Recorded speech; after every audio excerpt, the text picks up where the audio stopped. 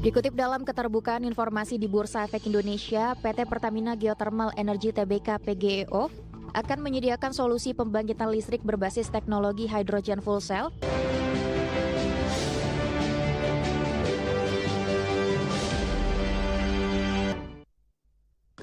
Keinformasi emiten pemirsa di mana PT Pertamina Geothermal Energy Tbk atau PGEO berencana menambah kegiatan usaha baru berupa penyediaan jasa sewa generator hydrogen fuel cell. Bisnis ini masih berkaitan dengan bisnis inti perseroan di bidang energi terbarukan. Dikutip dalam keterbukaan informasi di Bursa Efek Indonesia, PT Pertamina Geothermal Energy Tbk (PGEO) akan menyediakan solusi pembangkitan listrik berbasis teknologi hydrogen fuel cell yang memanfaatkan hidrogen sebagai sumber energi untuk menghasilkan listrik secara efisien dan ramah lingkungan. Ruang lingkup kegiatan usaha ini mencakup penyediaan unit generator hydrogen fuel cell, kegiatan instalasi dan komisioning, pengoperasian, pemeliharaan, dan dukungan teknis sesuai dengan kebutuhan pelanggan. Manajemen PT Pertamina Geothermal Energy Tbk (PGEO) mengatakan, terkait dengan rencana penambahan kegiatan usaha oleh perseroan sampai dengan saat ini tidak terdapat keberatan dari pihak-pihak tertentu yang dapat memengaruhi rencana penambahan kegiatan usaha. Selain itu, penambahan bisnis ini baru dapat dilaksanakan setelah perseroan mendapat persetujuan Rapat Umum Pemegang Saham Tahunan atau RUPST yang akan digelar pada 21 April 2026.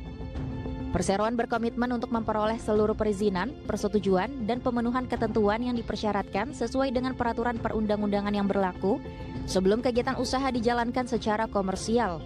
Penambahan kegiatan usaha ini diharapkan dapat memberi nilai tambah bagi pemegang saham melalui diversifikasi sumber pendapatan, penguatan portofolio bisnis di sektor energi bersih, serta optimalisasi kompetensi perseroan di bidang energi, sehingga berpotensi meningkatkan kinerja keuangan perusahaan secara berkelanjutan dari berbagai sumber untuk IDX Channel.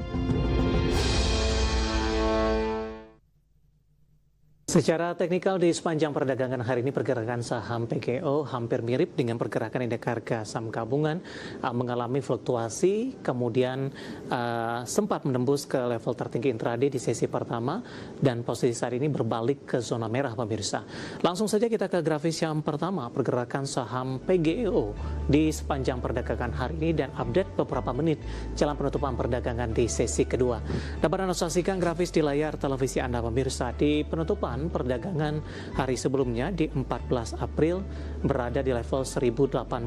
Dibuka flat pada pagi tadi di level yang sama dengan posisi penutupan di 14 April. Kemudian 9:05 saham PGEO menguat ke 1105. Kemudian 935 berbalik ke zona merah, tertekan di 1080 dan di perdagangan sesi kedua berbalik ke zona hijau, ditutup di level 1095 dan menguat terbatas ke level 1090 pasca pembukaan sesi kedua pemirsa. Dan saat ini melemah di 1080 dan lebih cenderung bergerak flat di 1085. Kita beralih ke grafis selanjutnya, kita akan coba lihat pergerakan saham PGEO dalam beberapa bulan terakhir. 200 dan 7 Januari masih bertahan di 1200-an. Awal Februari tertekan ke 1100, 7 Maret melemah cukup dalam meninggalkan level 1000-an tepatnya di 945 dan di sepanjang perdagangan April saham PGEO mencoba kembali untuk bangkit dan sudah kembali diperdagangkan di atas level 1000-an. Dari sisi valuasi dengan beberapa indikator yang ada, kita beralih ke grafis selanjutnya. Kita akan coba lihat dari posisi PER-nya ada di kisaran di 19,95 kali, PSR-nya di 6,34 kali, PBV-nya di 1,34 kali, dan PCFR di 8,75 kali. Ya, kombinasi secara fundamental, teknikal, dan juga dari sisi valuasi, dan semoga bisa menjadi referensi untuk Anda.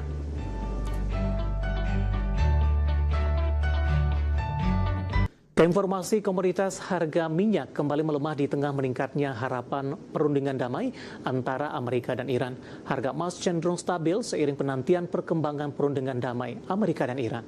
Sementara harga batu bara melemah terseret kejatuhan harga minyak mentah global. Harga minyak dunia kembali melemah untuk hari kedua beruntun di Rabu pagi waktu Asia. Seiring meningkatnya harapan dimulainya kembali perundingan damai antara Amerika Serikat dan Iran yang berpotensi membuka kembali pasokan minyak dari kawasan Timur Tengah. Melansir Reuters, harga Brent turun 0,55% di 94,27 dolar Amerika per barrel, setelah sebelumnya anjlok 4,6%.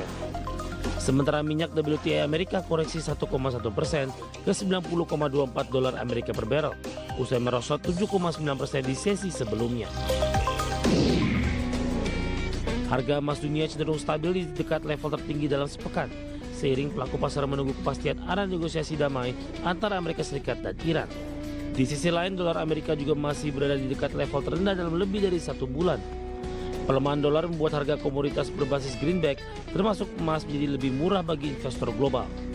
Mengutip Reuters, harga emas spot tercatat stagnan di level 4.840,76 dolar Amerika per troy ounce di Rabu pagi waktu Asia. Harga batubara langsung ambruk menyusul jatuhnya harga minyak mentah dunia. Meski ada kabar baik dari administrasi umum bea cukai China yang melaporkan importer di China meningkatkan pembelian batubara sebesar 1,3% year on year di periode Januari hingga Maret di 116,27 juta ton. Di perdagangan Selasa waktu setempat, merujuk Refinitiv, harga batubara ditutup di 128,25 dolar Amerika per ton, turun dalam 2,9% dan berbanding terbalik dengan lonjakan 1,7% di Senin. Dari berbagai sumber untuk Adik Channel. Kita beralih ke informasi indikator perdagangan lainnya pemirsa, di mana nilai tukar rupiah berbalik melemah usai dibuka menguat di pembukaan perdagangan Rabu. Rupiah berbalik melemah meskipun indeks dolar Amerika cenderung tertekan. Hingga Rabu siang tadi, rupiah melemah tipis di 0,09% di 17.129 per dolar Amerika, di mana sebelumnya rupiah dibuka menguat tipis di 0,06% di 17.100 per dolar Amerika. Namun pasca pembukaan, rupiah berbalik melemah hingga ke 17.134 per dolar Amerika. Sementara itu, indeks dolar Amerika stabil di level 98,125 di Rabu pagi, setelah di sesi sebelumnya ditutup melemah cukup dalam di 0,25% dan menandakan tekanan terhadap dolar Amerika masih berlanjut. Pelemahan dolar Amerika terjadi setelah muncul harapan akan dibukanya kembali perundingan antara Amerika dan Iran di minggu ini di Pakistan, sehingga mendorong sentimen pasar sehingga minat investor terhadap aset berisiko kembali meningkat. Sebelumnya, negosiasi di akhir pekan lalu gagal dan memicu Washington memperlakukan blokade terhadap pelabuhan-pelabuhan Iran. Sementara itu, rupiah tetap cenderung melemah di tengah koreksi dolar Amerika lantaran tekanan domestik lebih dominan daripada tekanan eksternal.